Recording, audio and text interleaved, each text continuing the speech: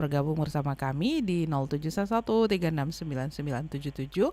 Bisa juga melalui WhatsApp di 082179279090 dan juga aplikasi RRI Digital.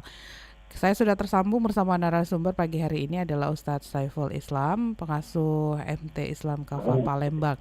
Kita akan membahas mengenai merawat takwa Ramadan. Assalamualaikum warahmatullahi wabarakatuh, Ustadz. Waalaikumsalam warahmatullahi wabarakatuh. Baik, Ustadz, perbincangan kita ini mengenai merawat takwa Ramadan, begitu ya Ustadz ya? Ya, insya Allah. Baik Ustadz, sebelum nantinya pendengar bergabung bersama kita untuk tanya jawab, apa yang mau disampaikan untuk membuka kebersamaan kita di pagi hari ini? Silakan. Baik, terima kasih. Bismillahirrahmanirrahim.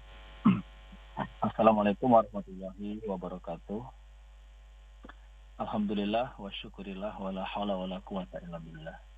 Asyhadu an la ilaha illallah wahdahu la syarikalah wa asyhadu anna Muhammadan abduhu wa rasuluhu la nabiyya ba'dah.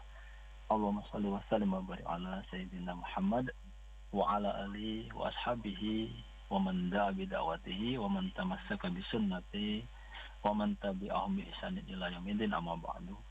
Qala Allah Ta'ala, a'udzu billahi minasyaitonir rajim. Bismillahirrahmanirrahim.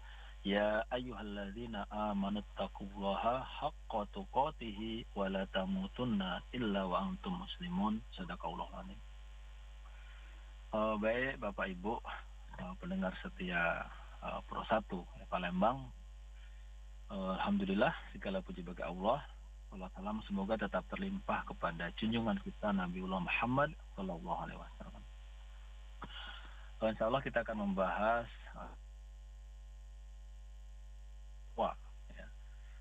pasca Ramadan ya. Karena kita sudah hampir 2 pekan ya meninggalkan Ramadan. Tetapi tentu buah dari Ramadan itu harus kita rawat, kita jaga. Dan sebagaimana makna Syawal ya, Syawal itu adalah dalam bahasa Arabnya tuh ya semacam peningkatan. Seharusnya bulan Syawal ini meningkat iman kita, meningkat takwa kita karena sudah dilatih ya, sudah digembleng selama 1 bulan. Baik para pendengar Persatu rahimakumullah. Sebelumnya saya ingin mengajak kita semua bersyukur. Pertama ya, bersyukur pada Allah karena kita masih diberikan hidup, diberikan kesempatan, diberikan nyawa ya, untuk menikmati keindahan dunia ini ya. Kemudian untuk bisa masih beribadah kepada Allah Subhanahu wa taala ya. Kedua, bersyukur juga karena kita hidup dalam kondisi yang mudah-mudahan masih ceria, masih tersenyum bebas ya, masih bisa minum kopi ya, masih bisa sarapan ya, masih bisa siaran nah, karena ada saudara-saudara kita juga yang kita harus selalu ingat, kita doakan ya, di berbagai belahan negeri, terutama di anak-anak ya, anak kita di Palestina. Mereka hidup tetapi mereka sekarang menderita ya, sudah hampir 50.000 korban, mereka dibom ya, ditembaki. Nah itu kan mereka hidup tapi dalam kondisi menderita. Karena itu mudah-mudahan rasa syukur kita gunakan juga untuk mendoakan saudara kita. Nah yang ketiga, bersyukur karena kita yang sekarang masih hidup, kita masih menghirup udara bebas ini, berarti kita termasuk orang-orang yang sukses melewati ibadah puasa Ramadan kemarin ya. Karena ada yang tidak sempat Ramadan, ada yang di tengah-tengah Ramadan sudah meninggal ya, dan seterusnya tidak menyelesaikan. Karena itu kita bersyukur juga bisa berjumpa Ramadan dan bisa menyelesaikan. Nah mudah-mudahan endingnya adalah takwa ya. Karena jangan sampai kita rugi ya Mbak Tata dan pemirsa pendengar sekalian. Jangan sampai kita menjadi orang yang rugi ya. Kata Rasul pernah bersabda, ada 3 orang yang rugi. Salah satunya itu adalah rohama anfu abdin dahola alaihi Ramadan lam yuhfar lahu. Nah, jadi sangat rugi atau celaka seorang hamba masuk padanya bulan Ramadan, artinya kita berjumpa dengan bulan Ramadan, tetapi tidak menjadikan Ramadan itu sebagai penghapus dosa ya. Lam yuhfar lahu. Jadi tidaklah Ramadan itu menjadi penebus atau pengampun atau penghapus dosa-dosa yang dia kerjakan. Nah itu sangat rugi. Mudah-mudahan kita tidak termasuk orang-orang yang rugi dengan datangnya Ramadan kemarin. Ya, Ramadan lewat begitu saja, kita tidak ada ampunan dari Allah Subhanahu wa taala. Nah, karena itu memang endingnya dari Ramadan, sadar atau tidak sadar, adalah takwa. Nah, takwa inilah yang harus kita rawat. Mengapa harus kita rawat? Karena kita sudah dilatih sebenarnya selama Ramadan, ya. Takwa itu salah satu pengertiannya adalah ittaqaun nas, ya. Ala majarobatu min fi'lin, ya. Au tarkihi min azabil jahannam atau min azabin nar, ya. Jadi kemampuan kita untuk membentengi diri, ya, dari konsekuensi berbuat atau tidak berbuat, ya, fi'lin au tarkihi, ya, melaksanakan atau tidak melaksanakan suatu perbuatan. Konsekuensi dari apa? Min azabi jahannam, dari azab jahanam atau azab neraka. Jadi seorang yang takwa itu dia paham mana yang harus dilakukan, mana yang harus ditinggalkan. Dalam rangka apa? Menghindarkan diri dari azab jahanam. Karena itulah yang kita doakan kepada Allah, ya. Waqina adzabannar, waqina adzabannar, waqina adzabannar. Maka dibentuklah ketakwaan itu selama bulan Ramadan, ya. Karena takwa itu kalau kata Imam Ali bin Abi Thalib, ya, salah satu ciri orang bertakwa itu yang pertama adalah memunculkan ketakutan hanya kepada Allah, ya. Al khauf mir rabbil jalil, hanya takut kepada Allah yang maha agung, ya. Jadi tidak ada ketakutan kepada yang lain kecuali kepada Allah Subhanahu wa taala. Dan di Ramadan kemarin, ya, para pendengar sekalian, kita sudah dilatih.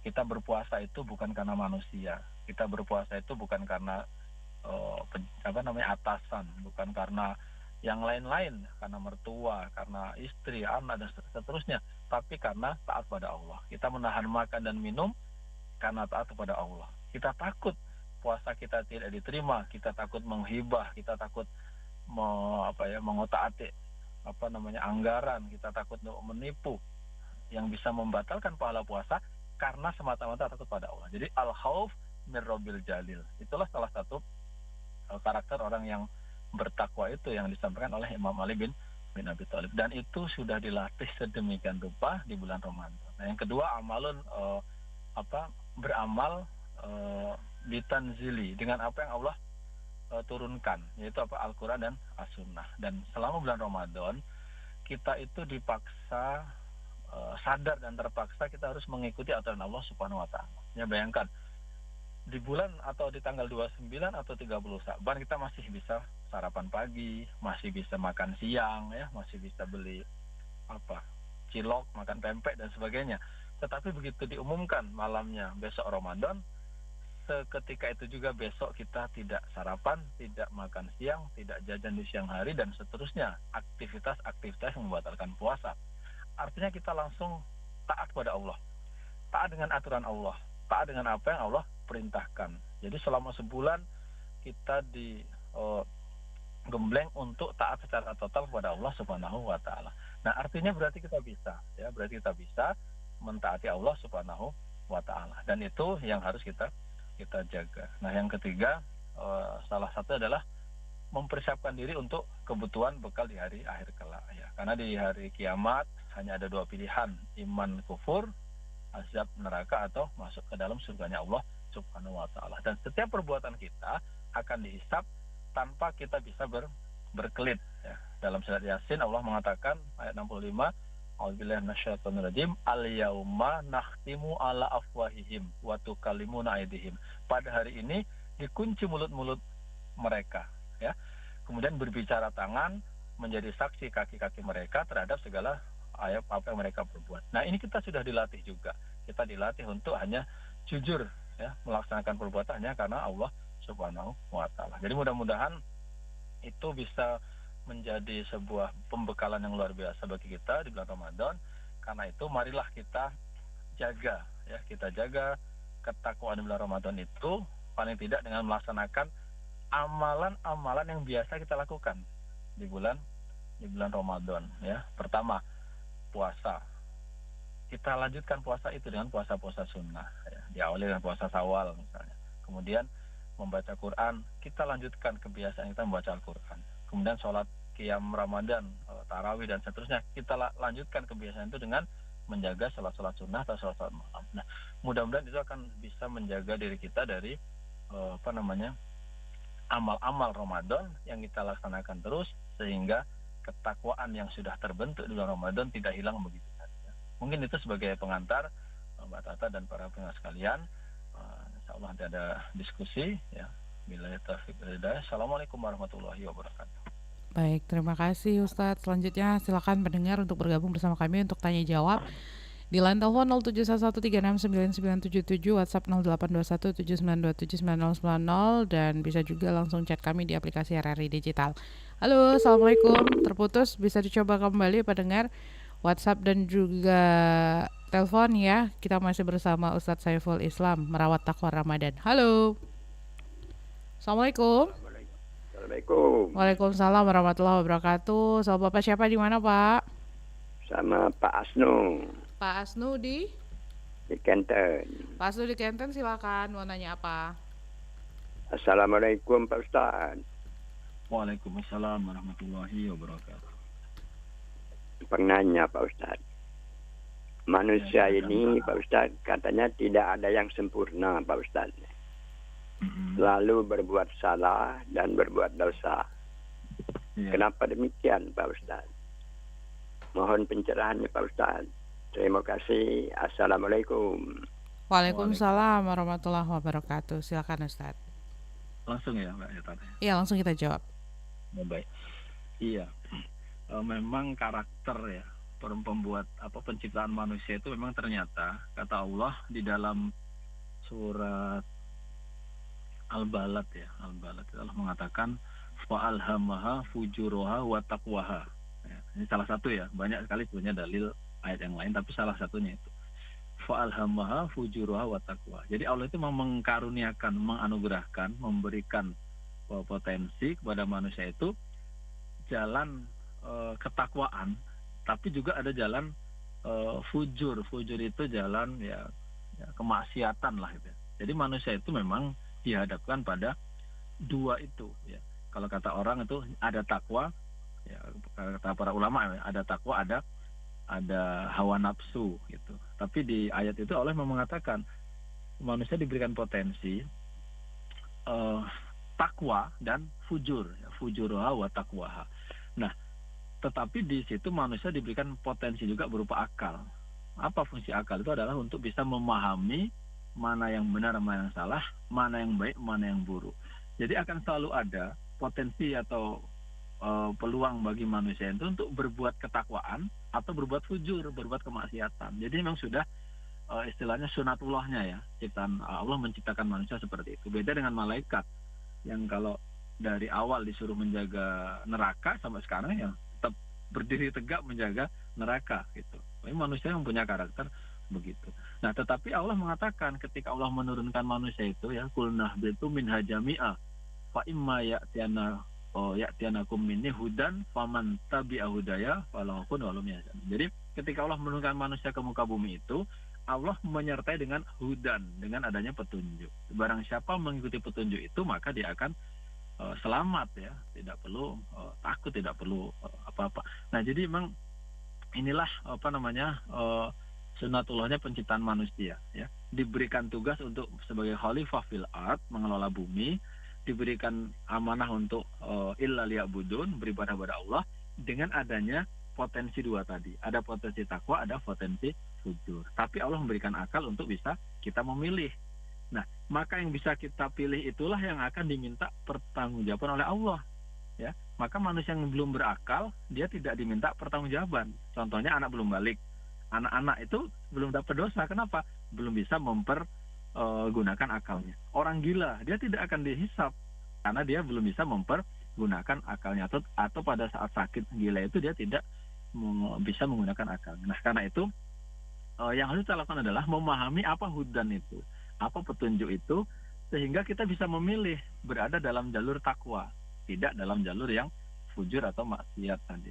Jadi ini memang sunatullahnya seperti itu, dan hidup ini kata Allah liyabluwakum ayyukum ahsanu amala. Jadi Allah lah yang menciptakan mati, menciptakan hidup, dan menguji di antara hambanya itu liyabluwakum ayyukum ahsanu amala dalam surat Al-Mulk ayat 2. Siapakah yang paling baik amalnya? Ya, nah jadi ini sebagai batu ujian kita, maka dengan memahami itu kita bisa memilih tadi, ya, memilih. Gitu. Akan senantiasa ada godaan godaan kemaksiatan, godaan setan, godaan nafsu. Tetapi mudah-mudahan kita bisa menggunakan akal kita untuk melihat petunjuk Allah yang Allah berikan kepada para nabi, para rasul melalui kitab-kitabnya, sehingga kita berada dalam jalur takwa yang endingnya nanti adalah balasan surganya Allah Subhanahu wa taala. Wallahu a'lam bishawab, mungkin itu yang dapat saya jawab. Baik, sudah dijawab ya pendengar. Lanjut lagi, silakan pendengar. Halo, assalamualaikum. Waalaikumsalam warahmatullahi wabarakatuh. Sama siapa? Di mana? Bunda Ida di Banyuasin. Bunda Ida di Banyuasin, silakan Bunda. Assalamualaikum Pak Ustadz. Waalaikumsalam warahmatullahi wabarakatuh. Ya, sebelumnya minal izin Bapak izin Pak Ustadz ya. Iya, sama-sama. Iya, jadi Pak Ustadz, gimana ya hubungan takwa dengan penyakit nih. Jadi Pak Ustadz ya, tujuan ini saya sendiri ya, setelah habis Idul Fitri kan saya melaksanakan puasa Syawal gitu Pak Ustadz. Setelah dapat 3 hari, mau hari keempat, saya tuh sakit Pak Ustadz. Padahal tujuan saya tadi ingin melaksanakan melanjutkan takwa saya tadi pada Allah Subhanahu wa taala gitu kan. Jadi itu gimana Pak Ustadz ya? Akhirnya kan puasa saya tertunda gitu Pak Ustadz. Ya mohon pencerahannya, apakah memang saya tuh diuji atau memang ada untuk saya gitu Pak Ustadz. Oke, Bunda Ida, sakitnya ini permanen atau gimana? Ya memang itu pasan 11:30 Mbak Tata, saya tuh harus puasa saya batalkan, saya harus minum obat gitu kan. Ya akhirnya masuk rumah sakit juga gitu.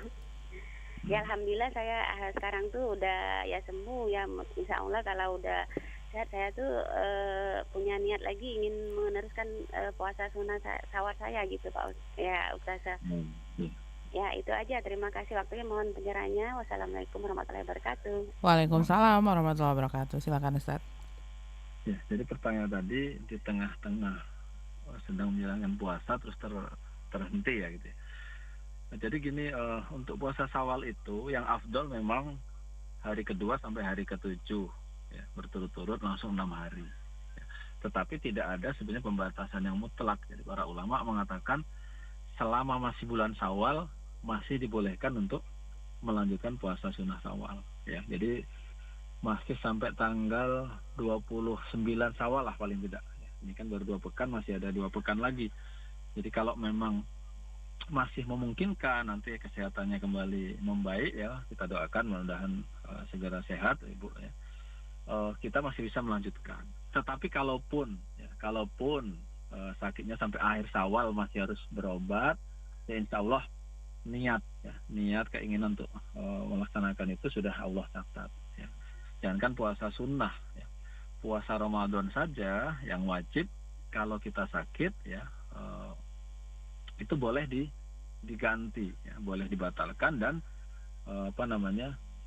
diganti di hari lain ya, min ayyamin ukhor. Jadi diganti di hari yang lain.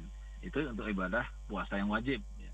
Maka puasa Syawal ini memang nanti nggak bisa diganti karena bulannya sudah berbeda. Jadi tapi kalau masih ada waktu nanti Bu ya, seminggu lagi misalnya ada kesehatan obatnya, atau obatnya bisa disiasati minumnya habis maghrib dan sahur gitu misalnya, konsultasi ya, itu bisa dilakukan. Dan mudah-mudahan semangat untuk melanjutkan ya, karena kata Rasulullah, barang siapa puasa Ramadan dilanjutkan dan 6 hari di bulan Syawal itu seperti puasa 1 tahun, pahalanya yang luar biasa memang. Mudah-mudahan kita doakan sembuh dan bisa melanjutkan Syawalnya Bu, masih boleh sampai akhir Syawal ya, masih ada waktu. Itu mungkin batas awal. Wallahu a'lam bishawab. Baik. Lanjut lagi pendengar, silakan. Halo. Halo, assalamualaikum Mbak Esi. Sama Tata Bu, sama siapa di mana? Oh, Mbak Tata. Lama nggak itu Mbak Tata. Iya. Ya, Gus Mini Mbak Tata. Silakan Bu. Ya, assalamualaikum Mbak Ustaz. Maaf lahir batin ya Pak Ustaz sama Mbak Tata, soalnya belum ketemu sama Mbak Tata. Baik, silakan. Ya, saya tanyakan Pak Ustaz. Puasa Syawal ini seperti Bunda Arifin tadi, saya itu terakhirnya 5 hari Kamis Pak Ustaz. Nah biar 6 hari kulanjutkan hari Jumat Pak Ustaz. Katanya Pak Ustaz itu kalau hari Jumat puasa sunnah nggak boleh Pak Ustaz. Nah itu gimana Pak Ustadz? Sudah 6 hari kulanjuti hari Jumat Pak Ustadz. Nah Kurang itu satu aja ya? Mbak Tata, Pak Ustadz. Assalamualaikum warahmatullahi wabarakatuh. Waalaikumsalam warahmatullahi wabarakatuh. Iya, kurang satu, Ustaz. Iya, iya. Ya, hari Jumat itu yang dimakruhkan memang puasa sendirian. Jadi tiba-tiba puasa sendiri hari Jumat memang tidak ada sunnahnya. Karena yang disunahkan itu hari Senin dan Kamis. Ya. Atau kalau misalnya Ayamul Bid puasa 3 hari di setiap bulan itu hari pertamanya hari Jumat itu boleh. Karena mulai hari Jumat nanti pasti akan dilanjutkan hari Sabtu dan hari Ahadnya. Tapi kalau tunggal hari Jumat memang itu tidak dianjurkan ya, atau berarti tapi tidak haram sebenarnya, tidak sampai haram Bu ya. Kalau haram itu kan ada celaan, barang siapa puasa di hari Jumat maka dia akan dapat apa gitu ya, ganjaran, dapat celaka atau apa itu.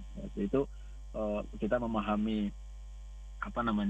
nasnya begitu. Kalau larangan tidak ada celaan dia sifatnya makruh gitu. Jadi kalau memang tetap mau di hari Jumat itu karena memang sudah rangkaian lanjutan dari puasa Syawal itu sebenarnya masih tidak apa-apa. Tapi kalau mau ngambil afdolnya biar tidak sendirian atau tunggal di hari Jumat ya dilanjutkan nanti di hari Sabtu. Kalau misalnya kita puasa 3 tidak, 4 puasa 6 tidak, nanti akan dapat hari Jumat, itu nggak apa-apa sebenarnya, karena itu rangkaian puasa Syawal gitu. Yang dilarang itu memang atau dimakruhkan itu puasa hanya di hari Jumat sendirian, tidak ada rangkaian ya, tidak ada teman-temannya gitu. Karena puasanya itu yang disunahkan adalah Senin dan Kamis gitu. Bukan Selasa Jumat atau hanya hari Jumat. Kalau Kamis sendirian boleh, Senin sendirian boleh, karena memang itu ada sunnahnya gitu. Ya, gitu Bu ya. Jadi kalau rangkaiannya puasa Syawal insya Allah masih tidak apa-apa dalam satu rangkaian. Tetapi kalau memang mau diselasakan atau malah nanti diseninkan juga itu tidak apa-apa ya. Menghilangkan makruhnya tadi. Itu barangkali yang dapat saya.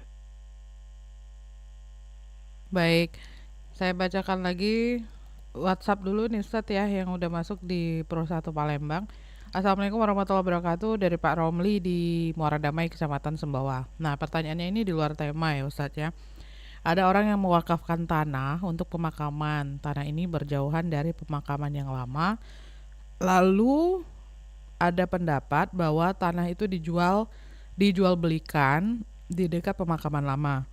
Tapi ada juga yang berpendapat tidak boleh karena niat orang yang wakaf tanahnya, dia ingin tanahnya yang dibuat pemakaman, jangan dipindah begitu. Nah ini gimana Ustadz penjelasannya? Oh ya.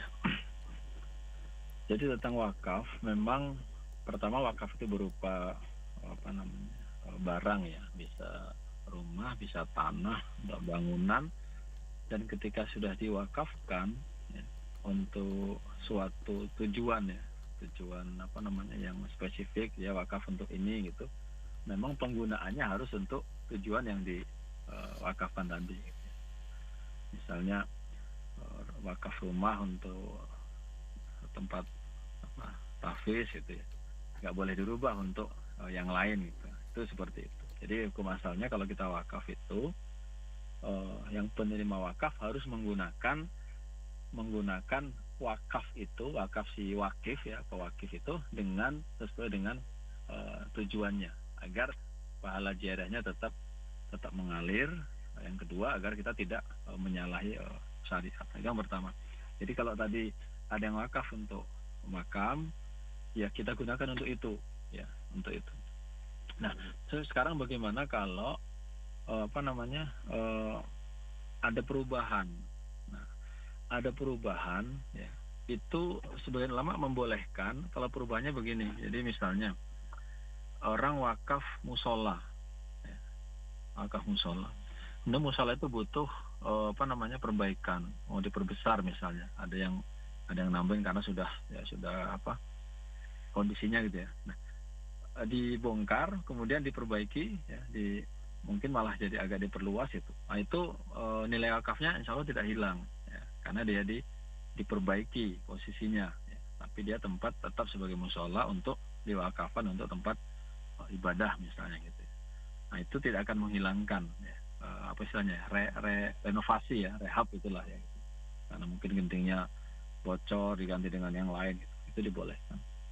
Nah itu kalau dari sisi perubahannya di situ, jadi ada perbaikan-perbaikan yang insya Allah tidak merubah fungsi. Nah terkait dengan yang tadi ditanyakan, itu akan dipindah tempat ya, akan dipindah tempat. Nah ini memang dari sisi keafdolan ya, dari sisi akadnya memang nanti menjadi tidak tempatnya tidak sesuai gitu, karena yang dia wakafkan adalah tanah yang itu, jadi tidak dipindah ke tempat lain gitu. Tidak dipindah ke tempat lain gitu. Jadi memang sebaiknya tetap tanah itu atau barang yang diwakafkan itu yang digunakan, karena kalau beda dengan yang mushola tadi kan dia dibangun tapi tetap di tempat itu, hanya tanahnya tidak berubah, kemudian bangunannya hanya diperbaiki gitu. Nah jadi demikian juga tanah tadi gitu. Jadi sebaiknya memang tetap di tempat yang diwakafkan itu yang digunakan untuk tujuan pewakif tadi gitu. Nah kecuali memang ada persetujuan ya, persetujuan ini bisa jadi ke pewakaf ya kalau masih hidup ya, atau kepada ahli waris wakaf gitu, ya, untuk memindahkannya. Jadi ada akadnya, ada akad yang terulang kemudian disetujui. Mungkin itu yang saya pahami seperti itu ya tentang wakaf. Walau besok nanti kalau memang ini akan coba saya saya cek gitu ya tentang kepindahan itu ya, karena yang saya pahami adalah seperti itu. Dan nanti bisa saya lengkapi jawabannya ya pada Bapak yang bertanya atau Ibu tentang pemindahan tadi ya, hukumnya. Jadi yang saya pahami sementara pada batas itu. Jadi harus apa yang diwakafkan itulah yang terus dikelola dan dimanfaatkan. Itu barangkali Mbak. Allah lebih soal. Baik, sudah dijawab ya pertanyaannya. Lanjut lagi. Ini ada Pak Syarkowi di Banjarmasin. Ustadz, bagaimana kalau orang Islam nih bulan Ramadan kayak bulan Sa'ban tuh sama aja bulan Syawal dan melakukan aktivitas Ramadan, Lebaran 1 Syawal, dia jam 6 udah di masjid. Mohon pencerahannya. Silakan Ustadz. Maksudnya jam 6 sudah di masjid? Ya, maksudnya tuh mungkin ini ya Ustadz ya. Bulan Ramadan itu sama kayak Sa'ban, terus sama kayak Syawal juga. Terus melakukan aktivitas Ramadan Lebaran 1 Syawal. Gitu loh Ustadz. Jam 6 udah di masjid gitu. Jam 6 maghrib maksudnya ya. Nah, ini kurang tahu. Harusnya kalau maghrib tuh 18 ya Ustadz ya. Silakan Ustadz. Mungkin maksudnya sebenarnya ya, kalau kita ingin menjaga buah Ramadan kan artinya aktivitas yang kita lakukan di Ramadan di bulan Syawal tetap kita lakukan. Di antaranya misalnya tadi jam 6 ke masjid itu maksudnya sholat maghribnya tetap dia jaga kan, tetap berjamaah di masjid itu kan. Tentu tidak dengan puasanya kan, tapi ibadahnya tetap dia jaga dan seterusnya. Itu sebenarnya kalau dari kita ambil dari ini dulu ya, itu ya kebaikan. Berarti dia mempertahankan aktivitas Ramadan dengan selama di bulan Syawal, ke masjidnya, jamaahnya, nanti nunggu Isya itu. Kemudian ibadah-ibadah yang lain juga tetap dia lakukan, itu kebaikan ya. Tetapi kalau tadi ada pertanyaannya dengan bulan Sa'bannya tadi ya, kan Sa'ban sebelum Ramadan ya. Memang Sa'ban itu adalah bulan persiapan, sehingga ketika Ramadan kita tidak terkejut gitu ya. Kalau bahasa ininya kan apa ya, pemanasannya gitu ya. Pemanasan sebelum Ramadan lah gitu ya, sehingga tidak terkejut ya. Tetapi memang yang diutamakan sebagai Sahrul Mubarak adalah Ramadannya memang ya.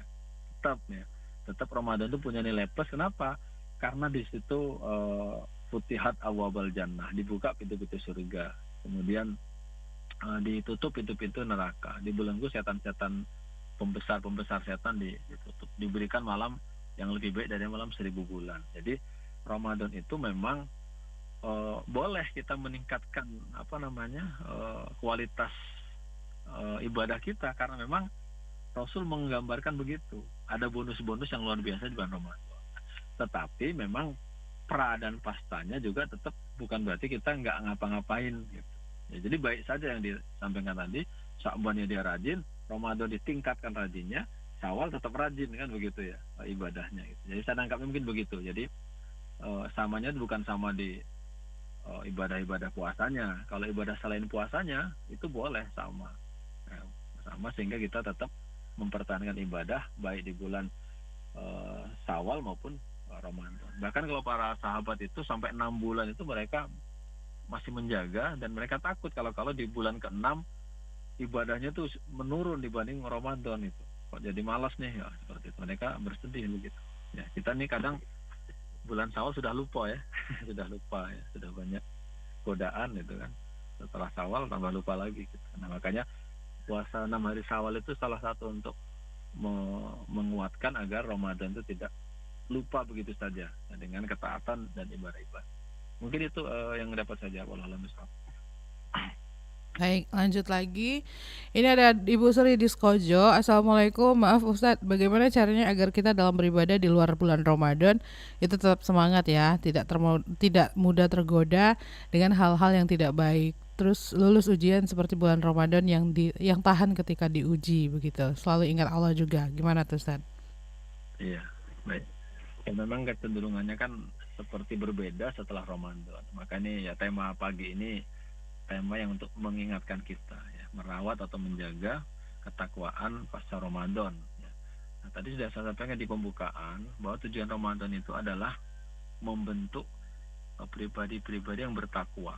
Pribadi yang bertakwa itu diantaranya tadi pengertiannya adalah ittaqun nas ala majarobatu min fi'lin aw tarkihi min adabi jahannam.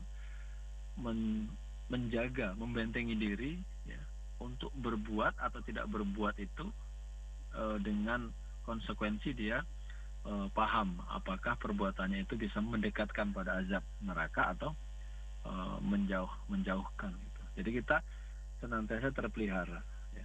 Maka muncullah tadi kata Imam Ali bin Abi Thalib misalnya, kita harus memunculkan al-khauf mir rabbil jalil. Takut itu hanya kepada Allah ya. Jadi kalau takwa kita berhasil ya, atau takwa kita teraih ya di bulan Ramadan, seharusnya ketakutan hanya kepada Allah itu tetap terjaga gitu di bulan Syawal ini gitu. Kita sama gitu, walaupun di Ramadan ada pahala lebih, tetapi secara perintah kan tetap sama. Kita nggak boleh melakukan maksiat, kita harus melaksanakan kewajiban seterusnya. Nah, dengan menanamkan tadi al-khauf mir rabbil jalil, rasa takut itu hanya kepada Allah. Nah, sehingga kita walaupun bukan di Ramadan lagi, kita tetap takut untuk melakukan perbuatan maksiat. Nah, kita tetap ingin meraih ridha Allah dengan melaksanakan perintah-perintahnya. Jadi salah satu itu baru satu, tadi ada 4 poin sebenarnya, tetapi satu itu kita munculkan saja, kita jaga ya takwa tadi dengan memunculkan rasa takut hanya kepada Allah Subhanahu Wa Taala. Kemudian yang kedua, melaksanakan segala perintah Allah yang Allah turunkan. Jadi kita harus paham juga, harus belajar, mengkaji ya, menuntut ilmu agar tahu mana saja sih perintah Allah, mana saja larangannya. Jangan sampai kita nggak tahu perintah Allah itu apa saja, kita nggak tahu yang Allah larang itu apa saja gitu. Nah, itu juga harus kita pahami dengan mentadaburi Al-Quran, belajar gitu. Ya, membaca adalah pahala, tetapi memahami isi kandungan Al-Quran itu lebih utama lagi agar kita paham. Oh, ini ternyata perintahnya begini. Oh, dalam masalah berpakaian ini tahu perintah Allah ya. Dalam masalah menutup aurat ini tuh perintah Allah. Dalam masalah muamalah, oh ini yang nggak boleh ya. Dalam masalah bergaul bertetangga, oh ini tahu perintahnya ya. Dalam masalah muamalah jual beli, oh ini tahu yang boleh yang nggak boleh. Nah, itu kita harus paham ya. Maka dengan itu kita terjaga ya. Dalam rangka mendekatkan kepada Allah tadi, kita memperdalam ilmu ya, yang berisi apa saja perintah dan larangan Allah gitu. Nah, yang ketiga tadi yang kita harus takut dengan hisab Allah di hari kiamat nanti, ketika Allah menutup ya, al yauma nakhtimu ala afwahim, pada hari ini kami kunci mulut-mulut mereka ya, waktu kalimun aidim, dan berbicara tangan-tangan mereka. Kita nggak bisa lagi berbohong, nggak bisa nyewa pengacara ya, nggak bisa apalah itu di akhirat nanti, semuanya akan dipertanggungjawabkan. Nah, dengan memunculkan rasa keimanan, rukun iman yang kepada hari akhir tadi, insya Allah kita akan lebih terjaga seperti di bulan Ramadan. Wallahu a'lam bishawab. Sudah dijawab semua pertanyaannya via WhatsApp. Lanjut lagi saya ke telepon. Halo, assalamualaikum. Waalaikumsalam Mbak Tata. Sama siapa di mana? Pak Jumadi daerah Lubain Mbak. Silakan Pak Jumadi. Ini Ustaz ya. Katanya kan ada mubalik ngatain kalau kita puasa full, kalau amal diterima yang puasa tuh katanya sudah puasa nih cak manusia baru lahir, cak yang bayi baru lahir nih Pak Ustaz ya. Jadi kalau ilmu kurang nih Pak Ustaz, jadi pengen motivasi nih Pak. Cak mana kalau ciri-ciri wong cak manusia baru lahir itu nih Ustaz. Amal kita diterimanya. Mohon pencerahannya Ustaz. Mbak Tata, Assalamualaikum. Waalaikumsalam warahmatullahi wabarakatuh. Silakan Ustaz. Iya, baik. Nah, ini minta ciri-ciri ya. Kalau ciri-ciri Iya. fisik tentu nggak bisa ya. Ciri-ciri fisik artinya jadi makin ganteng ya. Rambutnya jadi pirang gitu. Tapi ini memang ciri-ciri adalah di amal. Ciri di amal. Salah satu makanya kita berlebaran tuh disebutnya dengan Idul Fitri ya. Aid itu kembali, Fitri kembali kepada fitrah. Kembali kepada seolah-olah kita nggak punya dosa. Karena memang seperti tadi Rasul sampaikan ya, man shoma ramadhana imanan wa ihtisaban ghufira lahu ma taqaddama min dambi. Barang siapa berpuasa Ramadan dengan iman dan hanya mengharap ridha Allah, ghufira lahu diampuni ma apa-apa semuanya ya, taqaddama min dambi atas dosa-dosa yang telah lalu ya. Walaupun dalam riwayat ini dikatakan ila al-kabair, kecuali dosa besar. Kalau dosa besar itu memang harus dengan taubatan nasuha dan dihukum kalau dalam Islam. Dan dia pernah membunuh, dia pernah berzina, dia pernah yang dosa besar ya gitu. Tapi kalau dosa-dosa kecil itu insya Allah akan dihapus. Seperti kalau kita main laptop itu di Dell ya, di Dell atau di Tip X, jadi habis dosa-dosanya. Maka salah satu doa di bulan Ramadan itu yang dianjurkan adalah Allahumma innaka afuwwun karim tuhibbul afwa fa'fu anni atau fa'fu anna ya. Jadi bukan hanya diampuni tapi dimaafkan ya. Kalau diampuni itu masih ada bekasnya kalau kata ulama itu ya. Tapi kalau dimaafkan ya, Allah memaafkan kita itu benar-benar dihilangkan. Nah, maka kalau orang berpuasa dengan kesungguhan tadi ya, hanya ridho Allah, melaksanakan semua perintah Allah dan nggak ada kemaksiatan yang dia lakukan di bulan Ramadan, insya Allah dia tercapai. Ending la'alakum tattaqunya tercapai. Cirinya apa? Ciri takwa itu tercapai itu sudah di bulan Syawal memang. Karena Syawal itu seperti saya sampaikan tadi adalah Syawal itu kalau istilah di Arabnya itu Syawal itu meningkat ya. Peningkatan. Berarti seharusnya di bulan Syawal itu bukan hanya sama dengan Ramadan, apalagi turun, tapi dia meningkat gitu ya. Sholat nya dijaga, baca Qur'annya dijaga, puasanya juga tetap dijaga dengan puasa-puasa sunnah, ketaatan makin meningkat, belajar Islamnya makin sungguh-sungguh, sehingga dia makin tahu apa tugas dia sebagai seorang hamba di dunia ini gitu. Nah, maka untuk mengukur diri itu bisa sebenarnya. Mengukur diri sendiri. Kalau kita nilai orang lain kan agak susah nih. Tapi mengukur diri sendiri. Apakah di bulan Syawal ini ya, kita itu masih bisa mempertahankan aktivitas kita di bulan Ramadan. Ya.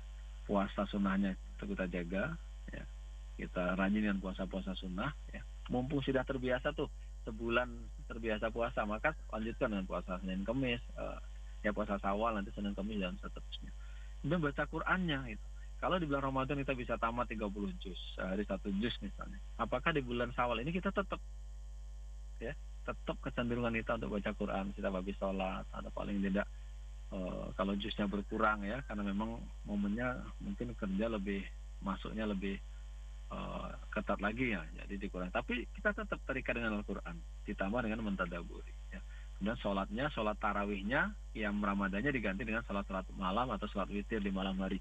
Kita jaga amalan-amalan yang biasa kita lakukan di bulan Ramadan, kita jaga, bahkan kita meningkat. Dan ketakwaan tuh atau keimanan tuh bisa kita nilai sendiri. Ya.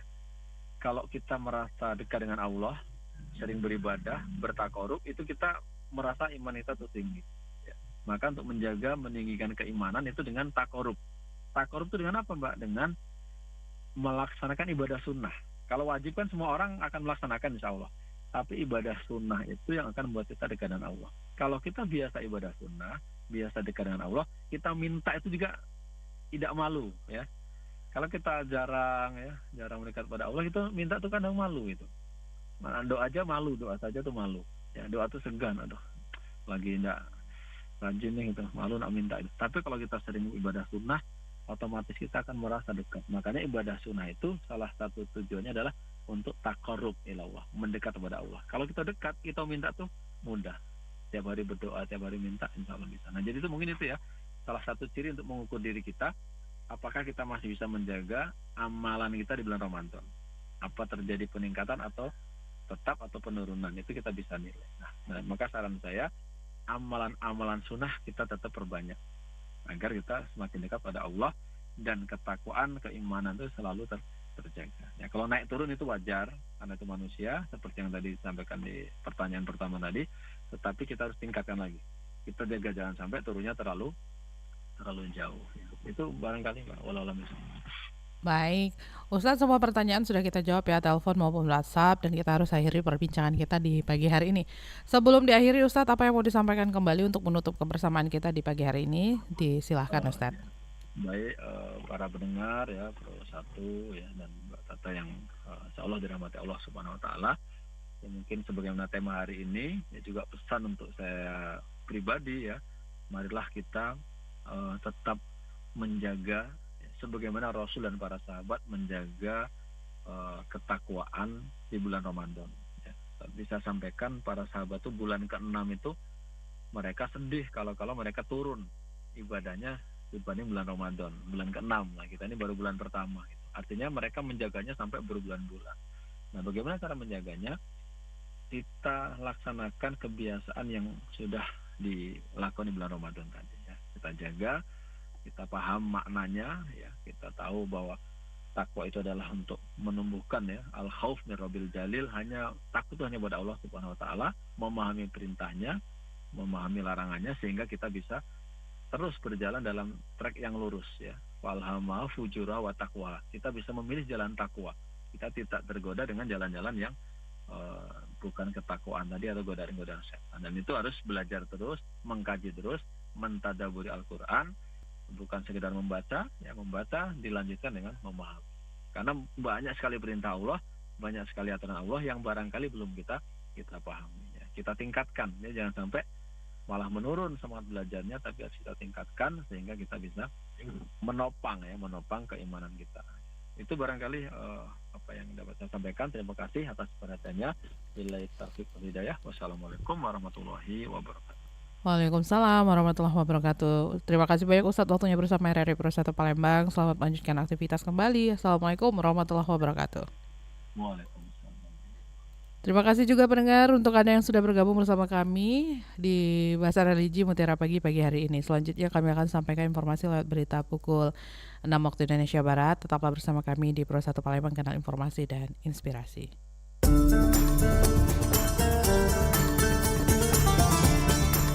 Baru saja Anda ikuti Mutiara Pagi. Terima kasih untuk kebersamaan Anda. Sampai jumpa.